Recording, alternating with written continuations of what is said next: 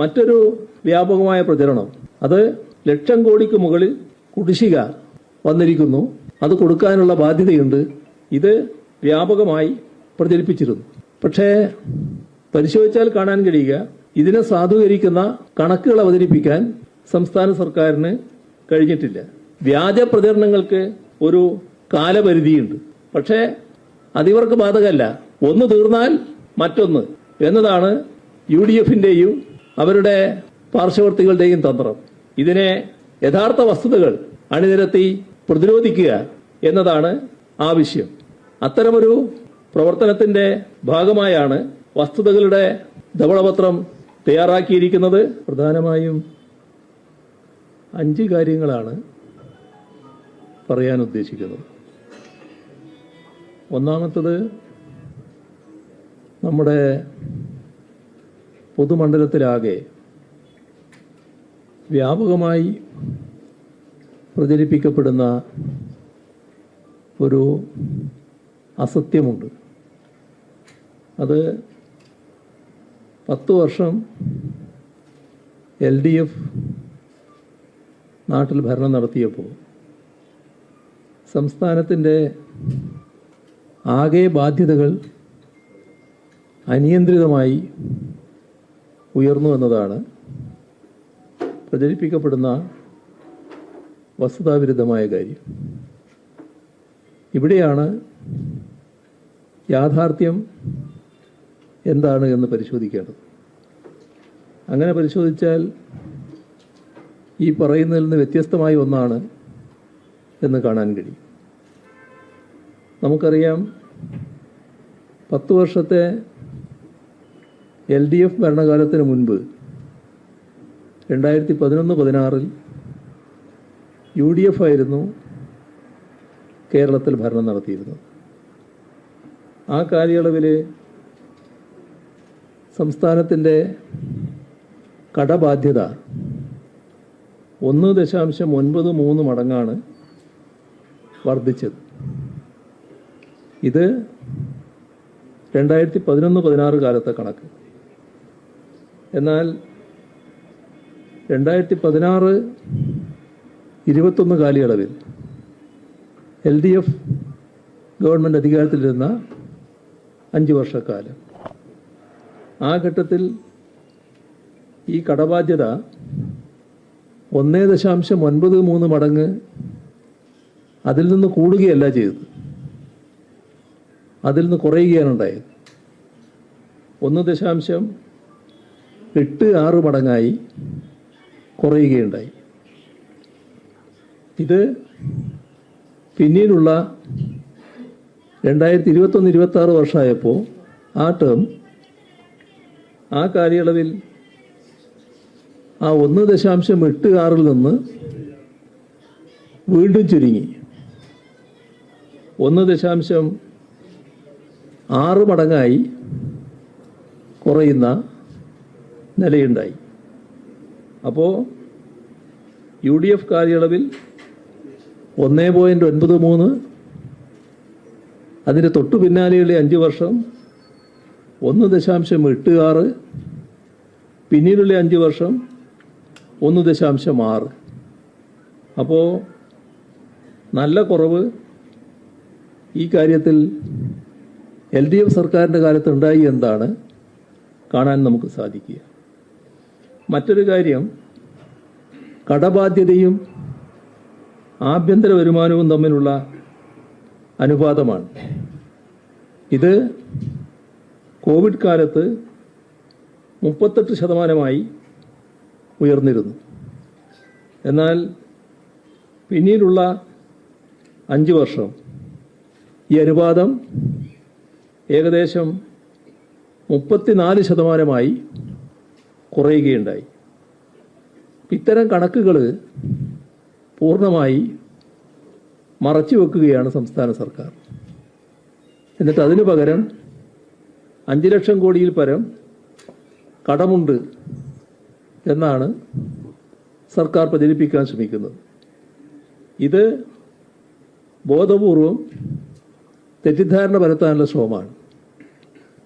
2016 മുതൽ 26 വരെയുള്ള ആ 10 വർഷക്കാലം നമ്മുടെ സംസ്ഥാനത്ത് ധനദൃഢീകരണ ഉദ്യമങ്ങളാണ് ഉണ്ടായിട്ടുള്ളത്.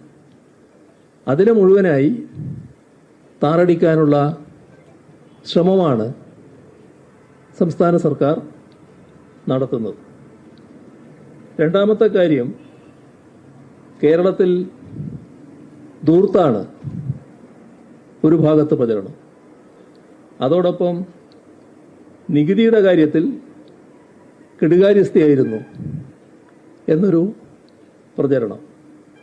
ഇതെല്ലാം പൂർണ്ണമായും വ്യാജ നിർമ്മിതിയായിട്ടാണ് വരുന്നത്. ഇക്കാര്യത്തിലും എന്താണ് വസ്തുത?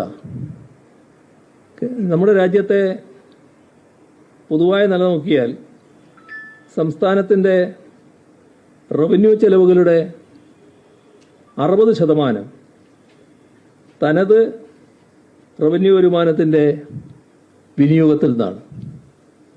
നമ്മുടെ സംസ്ഥാനത്ത് 60% ചെലവും തനത് റവന്യൂ വരുമാനത്തിൻ്റെ വിനിയോഗത്തിൽ നടക്കുന്നു. എന്നാൽ രാജ്യത്തെ ആകെ സംസ്ഥാനങ്ങളുടെ ശരാശരി 50% താഴെയാണ്.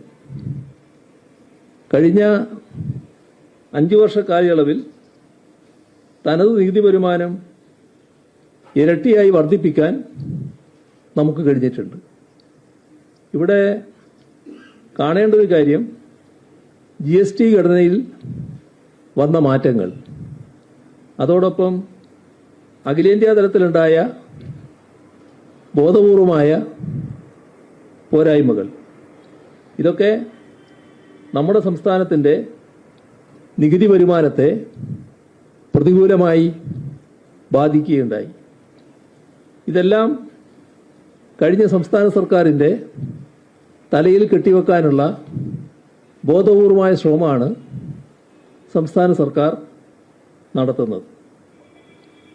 മറ്റൊരു വ്യാപകമായ പ്രചരണം, അത് 1,00,000 കോടിക്ക് മുകളിൽ കുടിശ്ശിക വന്നിരിക്കുന്നു, അത് കൊടുക്കാനുള്ള ബാധ്യതയുണ്ട്. ഇത് വ്യാപകമായി പ്രചരിപ്പിച്ചിരുന്നു. പക്ഷേ പരിശോധിച്ചാൽ കാണാൻ കഴിയുക, ഇതിനെ സാധൂകരിക്കുന്ന കണക്കുകൾ അവതരിപ്പിക്കാൻ സംസ്ഥാന സർക്കാരിന് കഴിഞ്ഞിട്ടില്ല. ഇവിടെ സർക്കാർ നടപടികളുടെ ഭാഗമായി ബിൽ ഡിസ്കൗണ്ടിംഗ് ഉണ്ട്. അത്തരത്തിലുള്ള സ്വാഭാവിക പ്രക്രിയകളെ പോലും വളച്ചൊടിച്ച് അവതരിപ്പിക്കാനാണ് ശ്രമിച്ചത്. എന്നിട്ട് പോലും ഇപ്പോൾ ഭരിക്കുന്നവർ പ്രതിപക്ഷത്തിരുന്നപ്പോൾ നടത്തിയ വ്യാജ പ്രചരണം പൊളിയുന്നതായിട്ടാണ് നമുക്ക് കാണാൻ കഴിയുന്നത്. നാലാമത്തെ കാര്യം, കിഫ്ബിയുടെ കടം, അത് സംസ്ഥാന സർക്കാരിൻ്റെ കടമായി വ്യാഖ്യാനിക്കുന്ന കേന്ദ്ര സർക്കാരിൻ്റെ ഭരണഘടനാ വിരുദ്ധമായ സമീപനം. ഇതിനെയാണ് LDF സർക്കാർ സുപ്രീം കോടതിയിൽ ചോദ്യം ചെയ്തത്. സുപ്രീം കോടതിയിൽ ആ കേസിൻ്റെ വാദം കേട്ട സുപ്രീം കോടതിയുടെ ബെഞ്ച് ഭരണഘടനാ ബെഞ്ചിൻ്റെ പരിഗണനയ്ക്ക് വിടാനാണ് തീരുമാനിച്ചത്. 2 അംഗ ബെഞ്ചായിരുന്നു വാദം കേട്ടത്. ഭരണഘടനാ ബെഞ്ച് വിശദമായി വാദം കേൾക്കേണ്ടതാണ് എന്ന് സുപ്രീം കോടതി വ്യക്തമാക്കുകയുണ്ടായി. ഇതെല്ലാം മറച്ചുവെക്കുകയാണ് ഈ സംസ്ഥാന സർക്കാർ ചെയ്തിട്ടുള്ളത്. മറച്ചുവെക്കുക മാത്രമല്ല, BJP നയിക്കുന്ന കേന്ദ്ര സർക്കാർ നമ്മുടെ സംസ്ഥാനത്തിനുമേൽ ഏർപ്പെടുത്തിയ ഉപരോധ സമാനമായ സാമ്പത്തിക നിയന്ത്രണങ്ങളെ ന്യായീകരിക്കാനാണ് സംസ്ഥാന സർക്കാർ ശ്രമിക്കുന്നത്. ഇത് കേരളത്തിൻ്റെ പശ്ചാത്തല സൗകര്യ വികസന ഉദ്യമങ്ങളെ പിന്നോട്ടടിപ്പിക്കുന്ന സമീപനമാണ്. കിഫ്ബിയുമായി ബന്ധപ്പെട്ട് ധാരാളം കാര്യങ്ങൾ പറയാനുണ്ട്. അതിന്റെ വിശദാംശങ്ങളിലേക്ക് ഈ അവസരത്തിൽ ഞാൻ പോകുന്നില്ല എന്ന് മാത്രം. ഇന്നും ധാരാളം വാർത്തകൾ വന്നിട്ടുണ്ടല്ലോ. നമ്മുടെ പൊതുമേഖലയെ സംബന്ധിച്ച് ഇതിൽ സംസ്ഥാന സർക്കാർ സ്വീകരിക്കുന്ന സമീപനം പൊതുമേഖലയെ എങ്ങനെയെല്ലാം ഒഴിവാക്കേണ്ട ഒന്നായി ചിത്രീകരിക്കാം, ഇതാണ് സർക്കാരിന്റെ സമീപനമായി കാണുന്നത്. ഇവിടെ സർക്കാർ അവതരിപ്പിച്ച സ്റ്റാറ്റസ് റിപ്പോർട്ടിൽ ലാഭത്തിൽ പ്രവർത്തിക്കുന്ന പൊതുമേഖലാ സ്ഥാപനങ്ങളുടെ എണ്ണത്തിലുണ്ടായ വർധനവ് എടുത്തു പറയേണ്ടി വന്നിട്ടുണ്ട്. അത് അവർക്ക് പോലും മറച്ചുവെക്കാൻ കഴിഞ്ഞിട്ടില്ല. എന്നാൽ നാം അവതരിപ്പിച്ച സ്റ്റാറ്റസ് റിപ്പോർട്ടിന്റെ പ്രത്യേകതയായി കാണേണ്ടത് അത് ബജറ്റിനുള്ള ഒരു മുൻഗാമിയായിരുന്നു. എന്തൊക്കെയാണ് വരാൻ പോകുന്നത് എന്ന് സൂചിപ്പിക്കുന്നതായിരുന്നു അവരിറക്കിയ സ്റ്റാറ്റസ് റിപ്പോർട്ട്. നമ്മുടെ തന്ത്രപ്രധാനമായ ധാതു ഖനന മേഖലകളെ സ്വകാര്യ കുത്തകകൾക്ക് തുറന്നു കൊടുക്കാനുള്ള ബജറ്റ് നിർദ്ദേശങ്ങൾ വന്നു. ആ ബജറ്റ് നിർദ്ദേശങ്ങൾക്ക് വഴിമരുന്നിട്ടത് സംസ്ഥാന സർക്കാർ അവതരിപ്പിച്ച ഈ സ്റ്റാറ്റസ് റിപ്പോർട്ടാണ്. വാഗ്ദാന ലംഘനങ്ങൾക്കുള്ള മുൻകൂർ ന്യായീകരണം അത് കണ്ടെത്താനുള്ള ശ്രമമാണ് സ്റ്റാറ്റസ് റിപ്പോർട്ടിലൂടെ സംസ്ഥാന സർക്കാർ ചെയ്തിരിക്കുന്നത്. ജീവനക്കാരുടെ ശമ്പള പരിഷ്കരണം, എഷ്വേർഡ് പെൻഷൻ പദ്ധതി, സ്ത്രീ സുരക്ഷാ സഹായധനം, യുവാക്കൾക്കുള്ള കണക്ട് വർക്ക്, ഇവയെല്ലാം തുടക്കത്തിൽ തന്നെ അട്ടിമറിക്കുന്ന നിലയാണ്. അതോടൊപ്പം തന്നെ പ്രവാസികൾക്കുള്ള പെൻഷനും മുടങ്ങിയിരിക്കുകയാണ്. അപ്പോൾ വാഗ്ദാന ലംഘനങ്ങൾ ഇവിടെ മാത്രമല്ല, മറ്റു വാഗ്ദാന ലംഘനങ്ങൾ ഉണ്ടാകും എന്നതിൻ്റെ വ്യക്തമായ സൂചനയായിട്ടാണ് പ്രഖ്യാപിക്കപ്പെട്ട പരിപാടികൾ തന്നെ ഇല്ലാതാകുന്നതിനെ കാണേണ്ടത്. 25,000 കോടി രൂപയുടെ അന്തർ സംസ്ഥാന നികുതി ചോർച്ച ഉണ്ടെന്ന് പറഞ്ഞവരായിരുന്നു ഇവർ. എന്നാൽ അതിനെക്കുറിച്ച് ഒരക്ഷരം ഇപ്പോൾ മിണ്ടുന്നില്ല എന്നതാണ് വസ്തുത.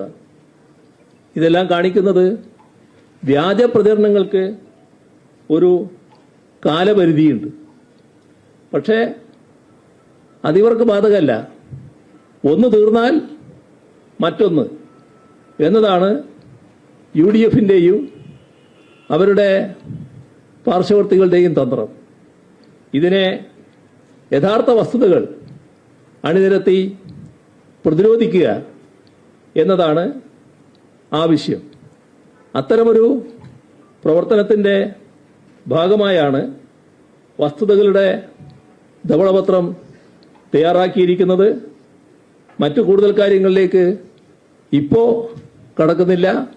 നിറഞ്ഞ സന്തോഷത്തോടെ ഈ വസ്തുതകളുടെ ധവളപത്രത്തിന്റെ പ്രകാശനം നിർവഹിച്ചതായി അറിയിച്ചുകൊണ്ട് അവസാനിപ്പിക്കുന്നു. നിങ്ങൾക്കെന്റെ സ്നേഹാഭിവാദം.